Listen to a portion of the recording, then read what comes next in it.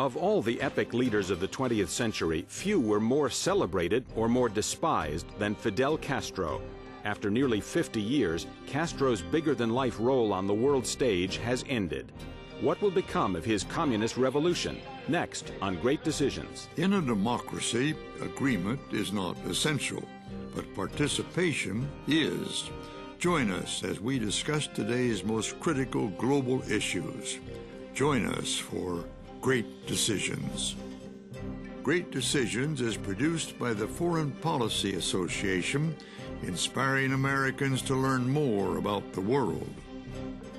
Funding for Great Decisions is provided by the Star Foundation. Great Decisions is produced in association with the University of Delaware.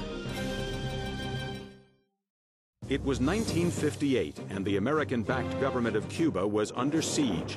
At 33 years old, a fiery Fidel Castro already had a mythic charisma and messianic zeal.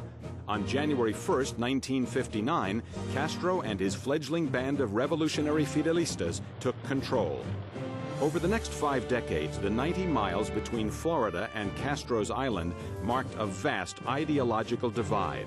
Cuba became a place where doctors, farm workers, and janitors all made do with a modest state salary, where food, houses, jobs, and free speech were strictly rationed, where Americans were regarded as enemy imperialists and political dissent was punished severely. Castro's revolution would face many challenges. He embarrassed the U.S. at the Bay of Pigs, he starred in the Cuban Missile Crisis, but discovered he was just a pawn of the Kremlin. He survived the fall of the Soviet Empire, but the failure of his socialist economy, the collapse of the USSR, and decades of U.S. sanctions left Cuba fragile and politically isolated. On February 24, 2008, his health failing and his nation plagued by chronic food shortages, Fidel Castro gave up power to his brother, Raul. The revolution, in a sense, dies with Castro when he does, because there's no one who has the charisma or the international standing to move it forward. Raul is reported to be a political pragmatist. He's already pledged to jumpstart the island's lethargic economy and relax his brother's socialist orthodoxy. Raul Castro has often sounded in his speeches, which are much more brief than those of Fidel, a bit like Margaret Thatcher, emphasizing productivity, efficiency, the possibility that markets can actually deliver where the state cannot. He's also put an end to the regime's long-standing bans on consumer spending. Cuban citizens can now openly purchase cell phones and computers, take taxis, even stay the night in luxury hotels frequented by foreign tourists, if they can afford it. Today, the average Cuban's standard of living is lower than it was after the Soviet collapse. Cuba after Castro, coming up next on Great Decisions.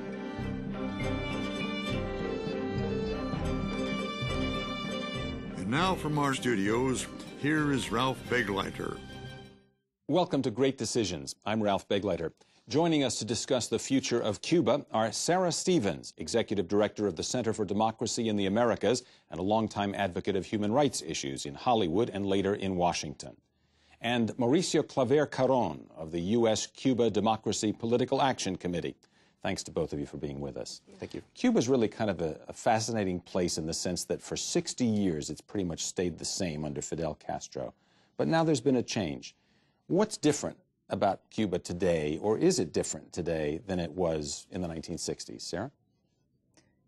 Well, it's an interesting question. I think that a lot of Americans believe that Cuba has sort of been stuck in this time warp for the last 60 years, and it's, you know, symbolized by these old American automobiles that are still, you know, being driven around the streets of Havana. But actually, I think a lot has changed in Cuba, and what we forget is that the United States, because of our embargo, has not been engaged with Cuba, but the rest of the world has. And tourists, visitors, people from all over the world have been in Cuba, have been involved with Cubans, have been doing business on Cuba, and that this has changed reality on the island. You know, I think obviously that a lot has stayed the same, and I'm sure we'll talk more about that later. But politically and economically, just in the last year, with Raul being the new president, there have begun to be actual structural changes. Mauricio, do you think things have changed or stayed pretty much the same in Cuba? I think, unfortunately, Cuba today still remains one of the handful of totalitarian states in the world, alongside Burma and North Korea. That's a shame and that's an embarrassment. The world has changed, in which we've seen the end of the Soviet bloc, we've seen freedom sprout in many different places around the world, but the Cuban regime is stuck in a time warp. What has changed, and I think is very interesting, and something that they can't control, is that you have a whole new generation of Cubans on the island that are anxious for freedom, are anxious for change. And they've created an entire civil society which resembles that of Eastern Europe back in the late 70s and throughout the 80s. That civil society spans from independent libraries to independent labor unions to independent political parties. And it's really a bottom-up change that is going to force the regime, and it's already in rhetoric, although not in reality, starting to force them to consider certain things. Great Decisions actually spoke with some other experts also about these pressures on Raul Castro to change Cuba from what it used to be. Let's hear what they have to say. In the year or so between the time of Fidel Castro's illness and the assumption of power formally by Raul, the Cuban government undertook sort of a massive pulse-taking, public opinion gathering exercise. And one of the things that the Cuban people registered very, very heavily was their anger at some of the restrictions that have been imposed on them for years.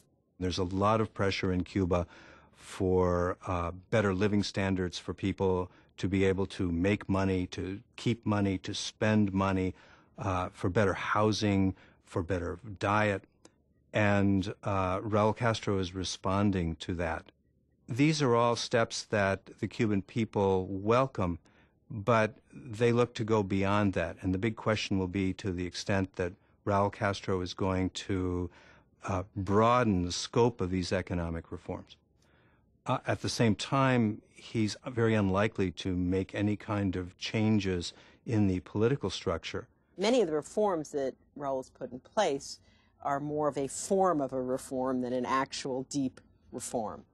Let's talk for a minute. Everybody's been talking about Raul Castro, but I think a lot of people don't know who he is. Who is Raul Castro other than Fidel's brother? Is he a clone of Fidel? Is he going to do things differently, Mauricio? I think it's an interesting question. Just by what the media says and what the specialists that you had mentioned, you would think he's some type of economic guru or some type of economic reformer. But in reality, Raul, under the shadow of Fidel, has always been the political enforcer of the Cuban regime. In the 80s, for example, when the trial of General Ochoa in 1989, who was accused of narco-trafficking, but it was really seen as almost a political sedition trial, and Tony de la Guardia and other officials, it was Raul Castro and the current Minister of the Interior, General Colomé Ibarra, who led that investigation, who led all the tapping, who really led that purging of the Cuban regime, and at that time acquired the power of the Ministry of the Interior together with the Ministry of the Armed Forces. That's the type of person and personality that Raul has always been, someone that really has been obsessed with power, and I think that obsession continues to show to this day. Sarah, how about you? Do you see Raul as someone who is as involved in the past and will continue to be that way in the future? Well, I've never met him, so my opinions come from others. But my impression from Cubans that I talk to when I'm in Cuba is that he is, more than anything else, a pragmatist. He's a practical guy. He's a military guy. He wants to get things done efficiently and quickly and thoroughly. And I think that what he's done so far in terms of the reforms, the economic reforms, has shown that that is who he is, and that's what he's trying to do. What has he done so far? Well, I think the most important, well, there are several important reforms, but and they're just starting. It's not like, there's a long way to go, and people absolutely are not happy with where things are right now. They want more. But what Raul Castro has done is in the agricultural sector, most importantly. It's a sector that was always centralized with the Ministry of Agriculture in Havana. You couldn't get seeds or fertilizer or tools without asking for it from Havana. He's decentralized that. You can now decide for yourself what materials you need to farm and do it at the local level. The government has turned over uncultivated lands, idle lands, to cooperatives and individual farmers who can produce on those lands. This has never happened before, and it's practical. They need to produce more food. They import the majority of their food to this day. What about in the arena of civil rights and human rights for the people of Cuba? Have we seen any changes in that regard? Some changes under Raul. You know, nothing like what we'd like to see, of course, and what the international human rights community would like to see. But Raul, in conversations, quiet conversations with some of the European countries, has ended up releasing a few of the political prisoners that are being held now.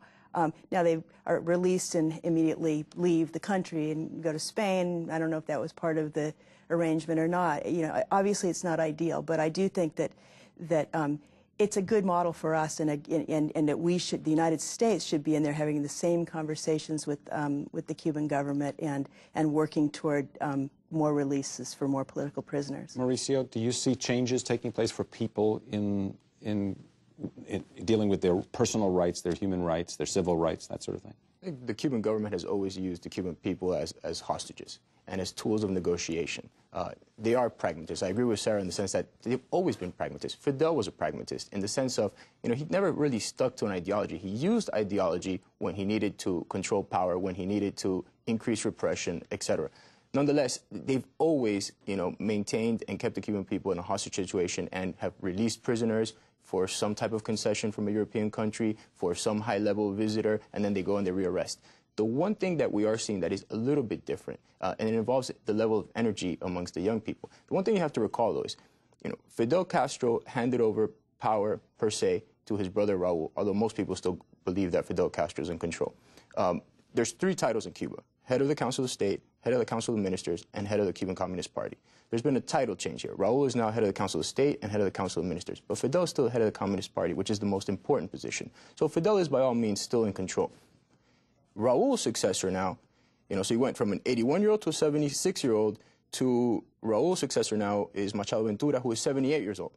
And yet you have the majority of the island are young people that are pushing for change. So the one thing that you are seeing amongst the populace is that the repression, they cannot afford to martyr anyone. If they have a martyr, if they have a figure that they, I mean, and Fidel had them from before, but since Fidel's personality was more grandiose, it was, you know, he could always kind of hide them. Nonetheless, today, you have a hit-and-run repression. You have young people that go out, they do a vigil, they do a sit-in, they beat them up, they put them in jail for a few days, they release them. A couple of years ago, you had lots of young people began this whole cambio movement, this whole change movement. They started wearing these white bands that say cambio. They arrested hundreds of them, beat them up a bit, and released them in a couple of days. What they're trying to do now is a battle of these older guys trying to tire out the younger people and scare them out of their activities. Both of you have hinted at the idea that the United States could influence the future of Cuba in one way or another. Sarah, you suggested the U.S. might engage in negotiations in the way that the Europeans have done, and Mauricio, you talked about applying more pressure to the current government. Let's listen to what some of our other great decisions experts have to say about U.S. involvement with Cuba. The reform process in Cuba is going to go at its own pace, and Raul Castro will not frame it as a search for a way to engage the United States. The Cuban government will not be seen as explicitly making any concessions in terms of its reforms on the economic front or the political front in order to get access to the U.S. market, because it's not its priority any longer. Having said that, there's a lot of trade and exchange on the cultural level, diplomatic level, in terms of basic security interests that both countries have that do merit deeper engagement. If you really want to see change in Cuba, I think we have to look to when they and we in the United States open up and allow more information about what a better life for Cubans looks like. The goal always has to be to promote democratic change in Cuba. What can the United States do to promote this? And one can easily argue that seeking engagement with the Raul Castro government may open up avenues of possible improvement. That may not happen, but there's really nothing to be lost in attempting to seek new measures to engage the government of Cuba. Mauricio, is there really nothing to be lost by seeking to engage the government of Cuba at this point? You know, Cubans have a saying, and basically that they're allowed to vote, but the only way they can vote is with their feet.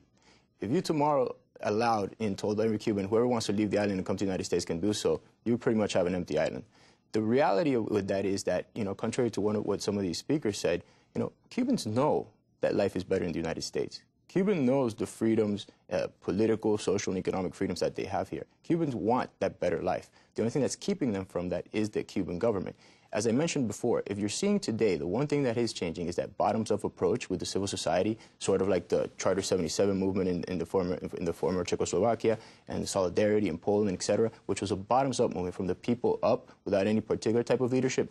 If you cut that off by going to the top and trying to bring change from the top down, you cut off that thriving, you know, kind of democracy in a bubble that those people are trying to execute. And that's the reality. Current U.S. policy is very simple. Current U.S. policy basically conditions our engagement politically and economically with the Cuban dictatorship to three conditions, essentially.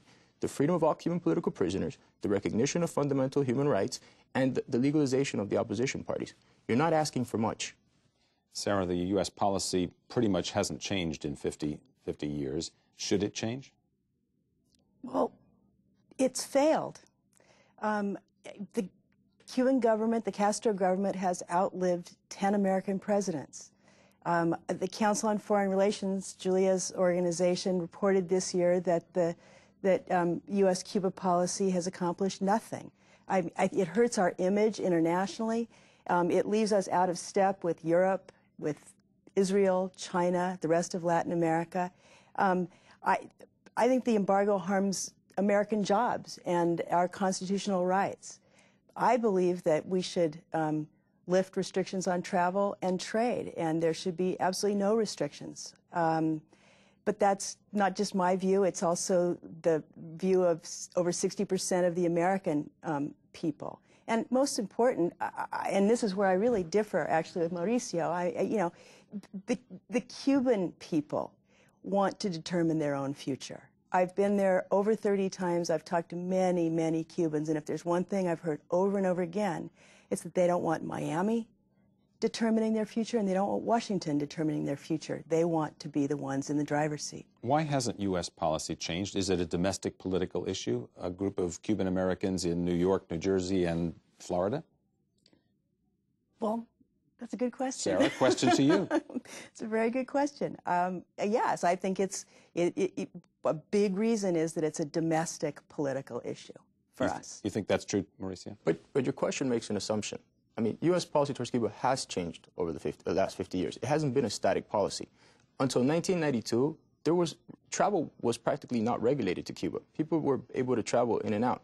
It was after 1992 that the categories of travel for certain purposeful humanitarian reasons, et cetera, was brought about because of the Cuban government creating a system of tourism apartheid, et cetera, and seeking hard currency to survive through the 90s. Well, they ended up getting that from Europe and Latin America and created a horrible segregation system in the tourism industry that owned and financed by the Cuban military. I mean, and the United States did not want to partake in that. Since 2000, you've been able to sell food and medicine to Cuba, agricultural products and medical products to Cuba. Before 1992, you were basically able to have trade and commerce on everything through third country subsidiaries. So it has changed, and it hasn't been a static policy, but it's always sought to do basically two things, ways to support the Cuban civil society, but not finance the existence of the Cuban regime. Looking to the future, we talked with our other experts as well about what they imagine happening in the next few years, and particularly about whether there are any trends underway that would lead to loosening of the authoritarian government's control in Havana. Let's listen. There's a lot of pressure to keep the authoritarian regime in place from within the armed forces, the security apparatus, the Communist Party. There's overwhelming power in the hands of Raul Castro. This is going to be the key factor. one would expect that there will be a new generation of leaders who will begin to exercise even greater power in Cuba after Raul Castro passes on. Then the question is, are they going to be old Fidelista types? Are they going to be more open to change? When Raul Castro, perhaps after his 5-year term that he's in the middle of serving right now, is no longer president, however that should transpire, I think we'll see a further continuity of the individuals now around Raul. We might see a younger generation begin to come into the Council of State, to the Politburo. Already the Communist Party and the National Assembly are populated by substantially younger people than they have been in the past. So I don't anticipate an abrupt rupture with what we've seen over the last 50 years, even when Raul is gone. Let me ask about Raul being gone, since several of those speakers talked about it.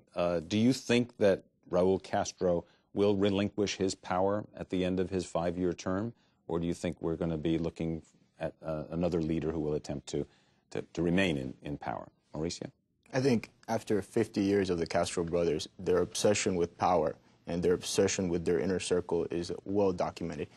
Almost the absurdity here, and even in listening to commentaries and this whole debate, is that, I mean, the solution to this could be very simple. You know, we don't want the United States or Miami to decide the future of Cuba. We want the Cuban people to decide the future of Cuba. And that's a very simple process. Allow them, open up this small clique of, you know, a handful of individuals, step aside, and let the Cubans vote, and let the Cubans participate, and let the Cubans choose their representation, their leadership. And this is all over. This debate is over. What hand should the U.S. have in that, though? Well, the U.S. should insist and should basically maintain. You know, it's basically like if you have a store, you know, that's owned by the mafia. You know, you have two choices. You can do business with the mafia, or you can say, you know, stop, you know, blackmailing the people and open up.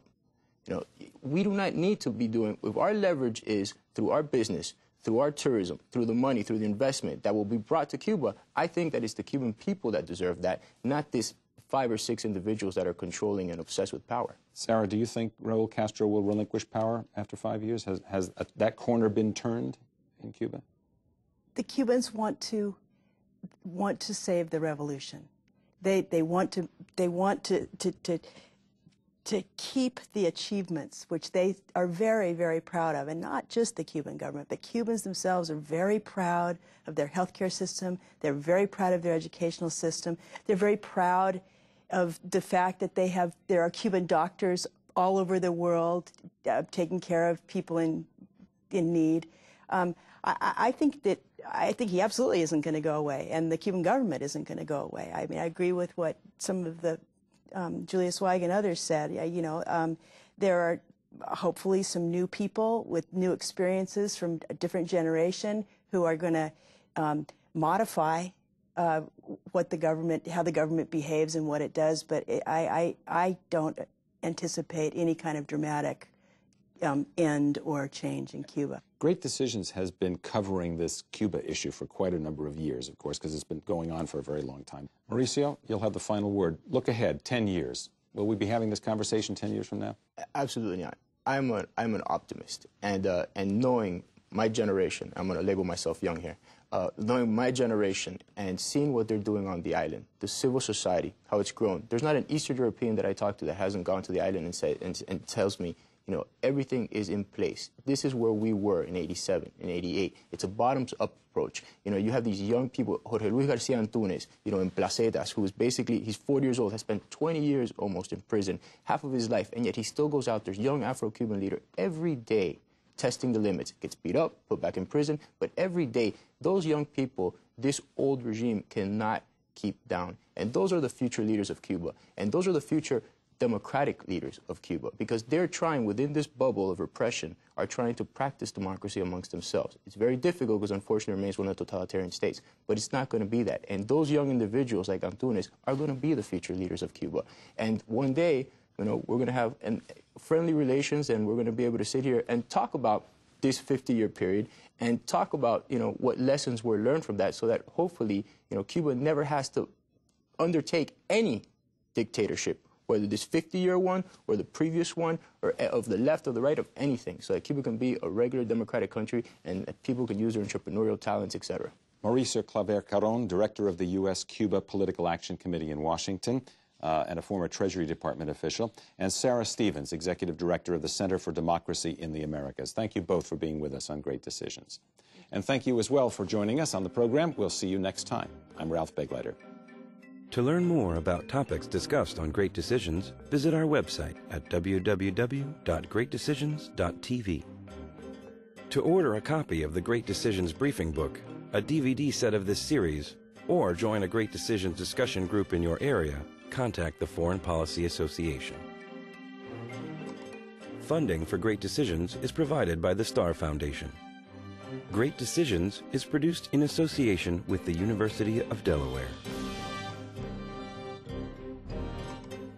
Next time on Great Decisions. There are few more dangerous places in the world than the lawless border region between Pakistan and Afghanistan. What can the U.S. and its allies do to tame the warlords, jihadis, and Taliban factions who operate there? Next time on Great Decisions.